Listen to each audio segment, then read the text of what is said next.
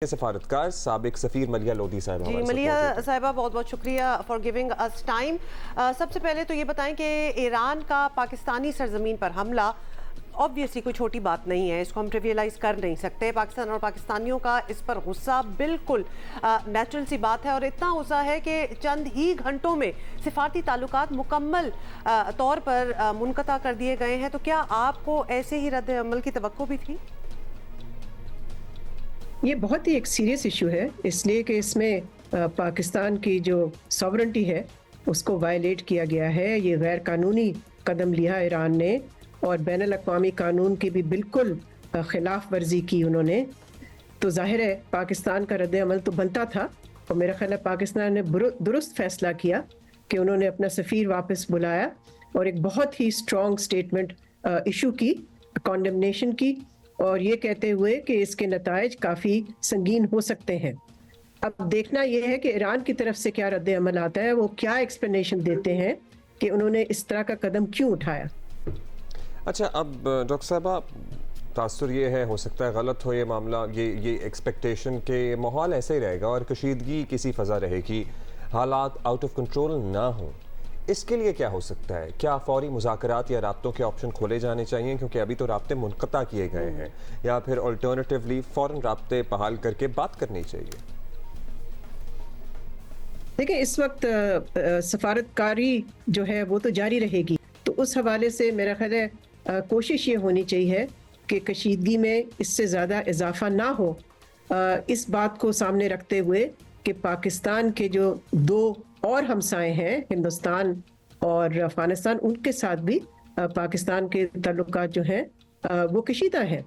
तो मेरा ख्याल है ज़रूरत इस बात की है कि ईरान की तरफ से हमें एक एक्सप्लेनेशन की ज़रूरत है कि इस तरह का कदम क्यों उन्होंने उठाया, और फिर हमें देखना है कि इस बात को कैसे आगे लेके जाए जिससे कि बातचीत के ज़रिए जो भी मुश्किलात हैं उनको रिजॉल्व किया जाए। देखें, ये हमें मद्देनज़र रखना चाहिए कि काफ़ी अरसे से दोनों ममालिक जो हैं वो एक दूसरे को प्राइवेटली कम अज़ कम इल्ज़ाम लगाते थे कि उनके मुल्क में आर्म्ड ग्रुप्स जो हैं वो क्रॉस बॉर्डर अटैक्स करते हैं। पाकिस्तान को भी शिकायत थी और ईरान भी शिकायत किया करता था। तो अब इस वक्त ईरान का ये एक्शन लेना ज़ाहिर है, ये तो बिल्कुल ही आउटरेजस है and it should be condemned and it has been condemned। लेकिन देखना ये है कि अब हम बातचीत के ज़रिए कैसे सिचुएशन को मामूल पे वापस ला सकते हैं। मलिया साहिबा, कुछ फैक्ट्स हैं that need to be stated. एक बड़ी अहम बात यह है उनमें कि ईरान एक ऐसा मुल्क है जिसके दुनिया में दोस्त वैसे ही बहुत कम है, तो ये भी बड़ी एक स्टेटेड किस्म का फैक्ट है। और अब इसकी जो भी वजह हो, लेकिन आप इराक, शाम, पाकिस्तान पर हमले करेंगे तो ऑब्वियसली मज़ीद तनहा ही होंगे। अमेरिका पहले ही खुश नहीं था ईरान से और अब चीन को भी तशवीश होना स्टार्ट हो गई है। ईरानी हुकाम फिर भी क्यों, आपको लगता है कि ऐसा क्यों करेंगे? क्या वजह समझ आती है? ये बहुत मुश्किल है कहना कि ईरान ने ऐसा कदम क्यों उठाया, और ये भी सवाल उठता है कि आया ये रेवोल्यूशनरी गार्ड्स जो उनकी एक फोर्स है, फौज है, क्या उनकी तरफ से था ये एक्शन जो कि हाई कमांड ने ऑथराइज नहीं किया था और फिर बाद में हाई कमांड को ओन करना पड़ा? इसका इस सवाल का जवाब मेरे पास तो नहीं है, लेकिन ये सवाल ज़रूर है। लेकिन ज़रूरत इस बात की है कि इस वक्त जो कशीदगी है उसको कम किया जाए।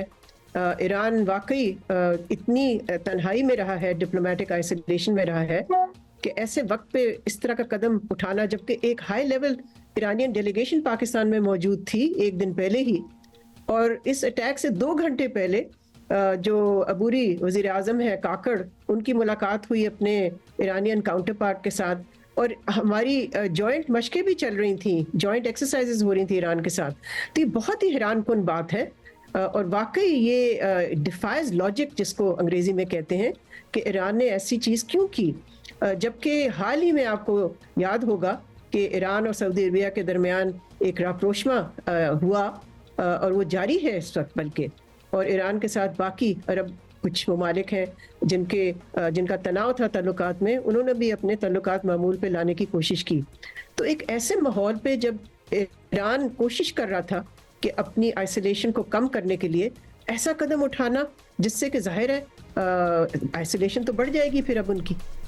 वाकई बड़ी अच्छी आपने डॉक्टर साहब बात की, बहुत शुक्रिया। कि क्यों ऐसा कदम उठाया गया है? क्या ऐसा भी हो सकता है कि जो तंजीम है इनकी जो रेवोल्यूशनरी गार्ड्स हैं इनका अपने तय ये कार्रवाई करने का फैसला हो और हाईएस्ट लेवल से इसकी मंजूरी ना हुई हो, लेकिन ये बहुत से सवाल करना पड़ रहा है, बल्कि यही सवाल हमारे नुमाइंदा खुसूसी तज्जियाकार एजाज सैयद हमारे साथ मौजूद हैं, उनसे मालूम करते हैं। बड़ी गहरी मामलात हैं बरसों से इनकी फॉरेन अफेयर्स पे। बहुत शुक्रिया एजाज मतलब जाहिर है हमारे लिए तो क्रूशल टाइम है ही, इलेक्शन सर पर हैं, हमारी फौज सिक्योरिटी के फ़राइज़ भी उससे अंजाम देगी, लेकिन अब तक आप क्या इंफॉर्मेशन गैदर कर पाए हैं जब इतने ज़्यादा कम्युनिकेशन के ज़राए मौजूद हैं दोनों मुल्कों के दरमियान, मल्टीपल लेयर्स हैं मुख्तलिफ सतह पर, तो फिर क्यों यकतरफा ये कार्रवाई की गई है? बहुत शुक्रिया अब्दुल्ला। ईरान का ट्रैक रिकॉर्ड देखें तो ईरान जो बड़े जज्बाती अंदाज में डील करता है अपने फॉरेन अफेयर्स को, पाकिस्तान के हवाले से ईरान का जो ट्रैक रिकॉर्ड है कोई इतना अच्छा नहीं है। 2017 में ईरान ने पाकिस्तान को धमकी दी थी, इसी नौयत की कि हम पाकिस्तान के अंदर आकर कार्रवाई करेंगे। 2014 में भी इन्होंने पाकिस्तान के बारे में इस तरह की लैंग्वेज इस्तेमाल की थी। और इससे भी बढ़कर ये है कि ईरान की जो रेवोल्यूशनरी गार्ड्स हैं वो बाज़ औक़ात पाकिस्तान और ईरान के दरमियान जो सरहद है उसकी खिलाफ वर्जी करते हुए पाकिस्तान के अंदर आके कार्रवाइयां करते रहे, लेकिन पाकिस्तान हमेशा टॉलरेट करता रहा है। लेकिन इस दफा पाकिस्तान टॉलरेट नहीं कर रहा। पाकिस्तान ने न सिर्फ अपने सफारती ताल्लुकात मुनक़ते किए हैं, मैं आपको ये भी बता दूं कि पाकिस्तान ने अपने तरीके से ईरान को जवाब भी दे दिया है और इसका जो बाज़ाब्ता ऐलान है आपसे थोड़ी देर बाद हो भी जाएगा। मेरी इत्तलात के मुताबिक पाकिस्तान ने जो ईरान ने कार्रवाई की है उसका भरपूर जवाब दे दिया है। अच्छा। और इसका ऐलान तो कोई ये की जा रही है कि कर भी दिया जाएगा। This is important, तो एजाज, इसकी क्या तफसील है? इसकी अगर आप तफसील कोई डिटेल दे दें एजाज के, क्योंकि हमें जितना आवाम को जितना पता है और हम अभी बता भी रहे हैं कि डिप्लोमेटिक मेजर्स लिए गए हैं, ऑब्वियसली कि हमारे सफ़ीर को पाकिस्तानी को वापस बुला लिया गया और इनके जो थे यहाँ उनको कहे वहीं रहे, इसके अलावा भी कुछ हुआ है? बात यह है कि जो ईरान है उसके हवाले से मेरे पास जो इत्तलात हैं जिनको अभी फॉर्मली जारी भी किया जाएगा मेरी इत्तलात के मुताबिक कि पाकिस्तान। अच्छा Ejaz, we are trying to connect to you again. आपका ज़रा कुछ सिग्नल फ्रीज हो गया है, लेकिन एजाज हमें इन्फॉर्मेशन दे रहे हैं जो ज़राए से ये खबर मौसूल हो रही है, अभी इसकी तस्दीक होना बाकी है। जी एजाज, आपको हमारी आवाज़ आ रही है? जी बिल्कुल, मुझे जी प्लीज कंटिन्यू। मेरी इत्तलात ये है कि पाकिस्तान ने जो ईरान ने कार्रवाई की है उस कार्रवाई का जो फौरी रद्द अमल किया है और आज अल सुबह एक कार्रवाई हुई है कुछ मुख्तलिफ जगहों पर। ईरान, आपको पता है कि ईरान में पाकिस्तान मुखालिफ जो एलिमेंट्स हैं वो रहे हैं। आपको ये भी पता है कि ईरान ही की सरजमीन को इस्तेमाल करके पाकिस्तान में स्पाइस भेजे गए और पाकिस्तान का एक स्टेटेड मौकफ रहा कि हिंदुस्तान का जो एक बंदा, एक जासूस जो अरेस्ट हुआ था कुलभूषण जाधव, वो भी ईरान से ही पाकिस्तान में दाखिल हुआ था बलूचिस्तान के इलाके में। तो मेरी इत्तलात के मुताबिक एक रद्द-ए-अमल दिया गया है पाकिस्तान की तरफ से 6-7 मुख्तलिफ लोकेशंस के ऊपर कार्रवाई की गई।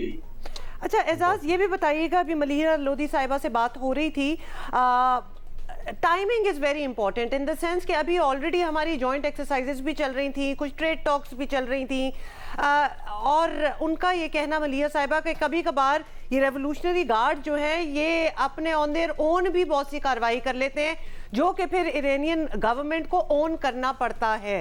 तो अभी भी लगता है कि ये एक independent measure by revolutionary guards हो सकता है और ऑब्वियसली ईरान की जो हुकूमत है वो इससे बैकफुट पे नहीं जा सकती।